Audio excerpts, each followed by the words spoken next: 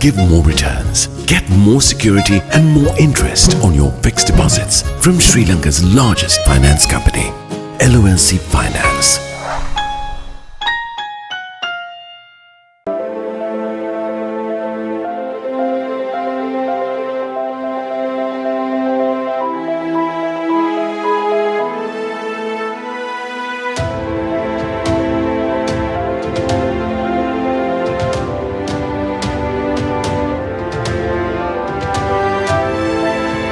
To curb corruption, one must be courageous to confront and rise up against the corrupt. Sleep well, be guided by ethics and standards for peace of mind. Refresh Sri Lanka for a civic-minded society. LMD, the voice of business.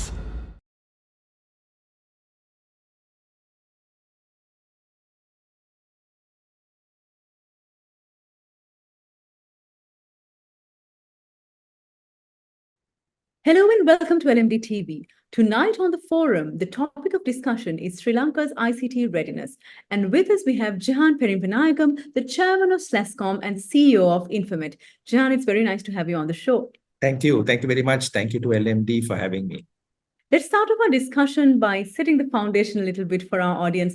What is your take on Sri Lanka's ICT readiness? Of course, against the backdrop of the country's economic downturn. The ICT industry is one of the few industries that has continued to be very robust and very resilient throughout the pandemic and throughout the recent economic crisis. The industry has continued to grow. The statistics as at 2022 end was $1.7 billion in export revenue earnings. In fact, in March 2023, the EDB statistics showed that the IT BPM industry was now the third largest export services industry. So it's an industry that has continued to grow, attract new work, attract new investment, attract new investors and new customers, and continue to increase their headcount. So throughout these challenges, for instance, COVID, we were very quick to be able to get into remote working. In fact, a lot of our customers said that they didn't see any change in the SLAs in terms of the delivery from Sri Lanka. And even in the economic crisis, we found very creative ways. Our people have been very, very resilient, very responsible, ensuring that the customers' requirements were kept at the highest levels of priority, and they worked even whilst they were in challenging situations themselves, in queues, and they found creative ways. For instance, a lot of our industry adopted renewable energy to make sure that they have energy sustainability and continuity. One of the big telcos converted almost half of their base station power requirements to solar.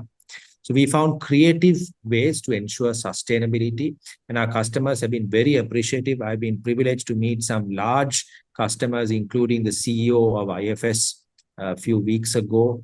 They have recommitted to Sri Lanka. They are very, very impressed with the talent that is here. Not only do they want to maintain, but they want to grow their pool in Sri Lanka, their resource base in Sri Lanka. In the midst of some of these most challenging times, we had EY GDS. It's a global brand. They came and had meetings with SLASSCOM, and they decided to set up their center here. And now they've hired several hundred into their card. So these are big players that take a long-term view, and they have seen the potential that is there in Sri Lanka's talent and in the Sri Lanka IT BPM industry. So they have taken a long-term view, and some of them are so positive about their experience with Sri Lanka. Sometimes they are more positive than we are. Right? So I think it's very, very encouraging to see. We are hopeful. Of course, there are challenges. There are areas that need work, but we are optimistic. And that's a very, very good place to be. The picture does sound very, very optimistic, Jehan. But of course, I will ask you about the other side too. As we are gearing up to embrace the opportunities that the digital age is going to offer us in the next, I think, couple of years, what are the most significant challenges that Sri Lanka as a nation has to overcome? So our president has shared the vision of being a green digital economy. And that's a vision that we absolutely endorse and support. We've seen the power of digitization, for instance, in the QR code. Now, that was innovation that was rolled out, private sector and public working together. And it was rolled out in a matter of 2 weeks. And it literally saved lives and got the company or the country working. It addressed the concerns with queues. So that's the power of technology. That's the power of digitization. So if we can fast track the adoption across government, there's a great opportunity. If we look at India, they've been able to largely shift to digital modes of payment like QR code, even street vendors. They've got the digital ID, and that's a much larger population. It's much more diverse. Some of their challenges are much larger than what we would need. So with a 22 million population, with a very literate population, we can fast track the adoption of some of these. Right? So I think there is great potential, there is great hope. We must implement quickly. And I would really call upon the authorities to prioritize and work on an accelerated pace on the president's vision on implementing that. Right? Some of the quick wins are customs documentation. We saw during COVID, we were able to work with digital documents, with digital signatures. Now, unfortunately, we have gone back to asking for paper. We have seen the digital initiative by Inland Revenue, the REMIS system, which is a great step forward. There's a lot more that we can do to make sure that the digitization is complete, that we get the full benefit and the optimal use of the REMIS system. So Sri Lankans are very, very capable. We have some great talent. We need the will and we need the execution now to make sure that we accelerate our implementation of digitization across the country. Right? We are seeing very good initiatives on digital education. SLASSCOM has its own academy, and there are several others who have rolled out digital learning. Right? And we have a very intelligent population, some great talent across the country. There's a great opportunity for Sri Lanka to reset. As they say, never waste a crisis. So if we can use this crisis to reset and rebuild a digital green Sri Lanka, we would have learned something, and there'll be something positive coming out of this crisis. As you said, Jehan, aligning with the president's vision, of course, like you said, we need to accelerate the implementation, but we are also seeing the government taking steps slowly but surely to digitize public services such as online portals and the digital payment options that we are, seeing coming up. Now, if I ask you, if we are to do a sort of quick cost-benefit analysis of this digital transition, can we afford what we need to, invest? There are a lot of partners who have come forward to support. I had the privilege of meeting ADB last week. They are looking at a new initiative. There are several other partner organizations that have expressed willingness to support. So I think we have the partners, we have the ecosystem. Some private sector companies have, for instance, the QR code was done by some of our member companies free of charge. Right? So I think the support is there if we ask the right people, and if we don't get bogged down with bureaucratic quagmire. Right? One thing that I would really recommend that we prioritize is a digital identity card. Now, this project has been in the works for almost 2 decades. And it has came up to the point of the RFP and it has got cancelled. Now, there is an initiative with the government of Sri Lanka. So we hope that this will now progress, at least now. We can also do a couple of quick wins. For instance, adoption of electronic signatures, travel cards, and we have already enacted laws accepting electronic documents. We must implement those, right? So there are some quick wins that we can do: adopt digital signatures, electronic documents, national ID card, and these will lay the foundation. I'm sure lots of partner companies will then come on board to build around that. So let's go for the quick wins. There are partners who are willing to support. Let's work with them at an accelerated pace. Partners are, of course, crucial for Sri Lanka, and collaboration, including internal collaboration between the government and the private sector and even the general public, is necessary. At the moment, I know you mentioned some good news about partners like ADB. How is the internal collaboration happening in Sri Lanka between the government, private sector, and the civil society? So we have a very good working relationship with the Ministry of Digital Technologies. They consulted us with relevant bodies like ICTA, EDB. So the ICTA's role is something that we are watching closely to see, because that was a body that really coordinated all of these different agencies, government agencies, as well as the private sector and the industry. So the ICTA, now the disbanding of the organization and what is going to come in its stead, is something that we are looking forward with much eagerness to see how this new body emerges and how it can play a role. ICTA had its role in the early days. So now we need a strong body that can coordinate and that can drive implementation. So some of the things that we are hearing, whilst there are good initiatives, there are good intentions, sometimes the coordination aspect, as you pointed out, is not the best. We have bodies working in silos, we have duplicated efforts, right? So the successor of ICT agency will play a key role in the coordination that you mentioned. It's time to take a short break, but we'll soon return to talk more about ICT readiness. Display your brand message on digital screens at prime locations. The largest digital advertising network in Sri Lanka. Emerging Media. You're mobile, and so are we. Gets me going. Grab the Lite 87 app at the Apple App Store or Google Play now. 87.8 and 87.6 island-wide. Lite 87.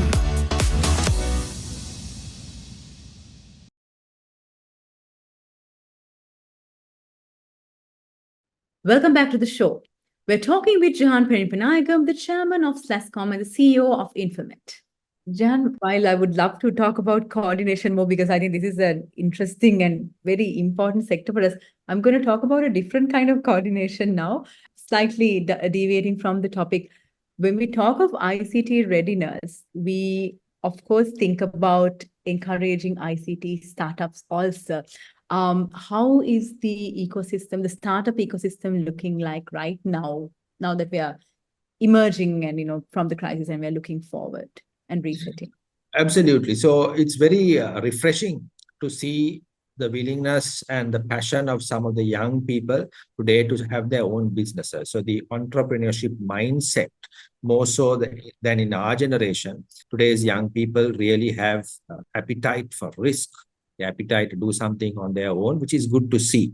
So SLASSCOM works in many different areas, one of those being E&I, or entrepreneurship and innovation. So we have a separate forum dedicated to developing entrepreneurship, and our goals are to fuel 1,000 startups. Now, in that respect, we have several startups in our membership. In fact, we have about 200 companies that fall under the startup category in our membership. And from those, we have shortlisted 50 companies which are close to maturity. We are working very closely with them in terms of providing mentoring, providing guidance on things, how they can manage their finances, connecting them with investors. So there is a lot of good work being done. There are several other accelerators that are doing some incredible work. We are all working together, which is good to see. The ecosystem still needs to develop. If you compare with, say, Singapore, where you have the VCs, the investors, that ecosystem needs definitely to be strengthened. But there are very positive signs. About 2 or 3 weeks ago, I was in Jaffna with the YAL IT Hub, and I saw a flourishing IT startup ecosystem. There was some great new companies coming up, a lot of passion, a lot of energy, a lot of creativity. And we also saw several members of the diaspora coming in, keen to support, keen to provide mentoring, help connect them to markets. Some of them were actually investing into these companies. So that was very refreshing to see. And we see similar stories in other parts of the island as well. So a lot more work to be done, but we have a very promising startup ecosystem that needs to be nurtured. And 1,000 startups sounds amazing. And along with that, while the ecosystem is, gearing up for the gamut of startups that are going to come our way, what about the workforce requirements? Because from what we've been reading, if Sri Lanka is to contribute $15 billion to the digital economy by 2030, we need a significant workforce. And now, of course, the brain drain is not helping either. So what are your thoughts on this and how can we get about it? Absolutely. So capacity development is one of the core focus areas of SLASSCOM. We have a forum, a capacity forum. We have another forum called Regional Development Forum. And I must mention, going back to your previous question on startups, we have an entire forum dedicated to women technopreneurs, encouraging women in tech and particularly women startups. Now, coming to capacity, currently, we have about 144,000 people in the workforce, of which about 35% are women. Yes, we have had brain drain, and that has particularly impacted the middle management. Now, that's a key level because they are the ones who train the new people coming into the organization. We have worked over many years, and past chairs and past boards of SLASSCOM have done an incredible job in working with the universities, state and non-state, working with vocational training and the other educational bodies like CIMA, ACCA, CMA, CS Sri Lanka. And we see a lot of alignment from all of these bodies with the vision of the IT BPM industry. If I can give you an example, CS Sri Lanka, which is a body that prides itself in the quality of the accountants and the rigor of their training, have now worked very closely with us, and we are very grateful to them that they have now rolled out a separate BPM track where their students, numbering several thousands, could opt for the BPM track in order to fulfill their training requirements, their articleship. So that's a very progressive step that has been taken, and there are similar initiatives. We see a lot of the content of the universities being updated to keep up with the requirements of machine learning, artificial intelligence, data science. We see new IT degrees being rolled out. For instance, the Open University has now launched a program. We see in schools the adoption of IT in the syllabus. There are some other great initiatives like the DT education. There is some great content. In fact, some of our member companies visited one of the physical faculties. So we are seeing a lot of work being done in capacity development. There needs to be a little bit of fine-tuning. So SLASSCOM has some specific initiatives. We have SLASSCOM Academy, which has a lot of free content. We have the Tech Kids program, which was developed in collaboration with the Royal Norwegian Embassy. Now that has been rolled out in 120 schools across the island, so that we have programs for kids to get into the IT BPM industry, to familiarize themselves with the industry. For those from other disciplines like physical science and arts, if they have an interest later to get into the industry, we've provided a pathway through Future Careers Bridge, which is also available free of charge. That was in collaboration with ULEAD. And we also have something called the boot camp to make people industry ready. So we have developed a lot of content with industry input that will help bridge this gap and make people future ready, and also make sure that we have adequate numbers. The other aspect is that the capital city or Colombo alone can't fulfill this demand. So we can't rely only on the Western province. We need to make this nationwide initiative. So we have the regional forum that has career fairs. Now we had the Colombo IT BPM week a few months ago, which the president attended. Over 2 million, that was our estimate, either attended in person or were able to attend online. We had before that IT BPM career weeks in the north, in the eastern province, and the Ruwandi IT BPM week would happen in March. Right? So we want to take the good news of IT BPM industry, the potential of this industry island-wide. And we want to see the whole nation being able to contribute to this industry. An analogy I can share, Sri Lanka became world champions in cricket after we embraced talent around the island. And there is great talent all across the island. If I can give you the story of my personal experience in Informate John Keels, we have through 3 rural centers, one in Mahavilachya in the North Central Province farming village, Sinigama down south, and in Jaffna, doing accounting work on SAP for companies of the John Keels Group, and they do a great job. And we have sustained this over a decade. And there are several instances like this in Kurunagala, in Gaul, in Kandy. So we need to develop talent all around the island. We also need to do some fast-track program on soft skills. There is some very good technical skills, but very often our HR people have shared feedback that the soft skills aspect can be improved. So we need to work on that aspect as well. Now, AI is an opportunity for Sri Lanka, and that is something that the president of the government have identified. There was a budget allocation of 1.5 billion rupees in the last budget for the development of AI. So we will be contributing ideas and recommendations. We've already started engaging, and there's a great opportunity for Sri Lanka to lead in this, not just to follow. So we want to have proactive content being developed, people trained starting with leadership, and then the technicians to make sure that we have, we can build an AI powerhouse. From what you're saying, Jehan, I'm gathering that there's a lot of change coming. If I ask you a question, of course, this is a little bit aligned to LMD's own campaign called Refresh Sri Lanka. I think you would have seen it. We launched it last year to encourage a mindset change in society, to create a more civic-minded society. So when we are looking at all this change that's coming our way, for Sri Lanka to be digitally transformed and ICT ready, where does civic mindedness stand, and how can we ensure that it's not ignored? Absolutely. I mean, this is something that we frequently reiterate, especially to the young people, that we must look at the many positives that are there in Sri Lanka. And we must, at this time of crisis, all of us have a role to play in sharing positive updates. To give you an example, our healthcare system is still very, very good. You've got free healthcare, and this is even developed countries struggle in this area. If you have a serious illness, it can bankrupt you. Whereas we are blessed with free healthcare, we have great weather, we have lots of natural resources, no one starves here. We are a resource-rich country when it comes to things like tea, to gems, to jewels, gemstones, minerals like ilmenite. We have everything required for energy.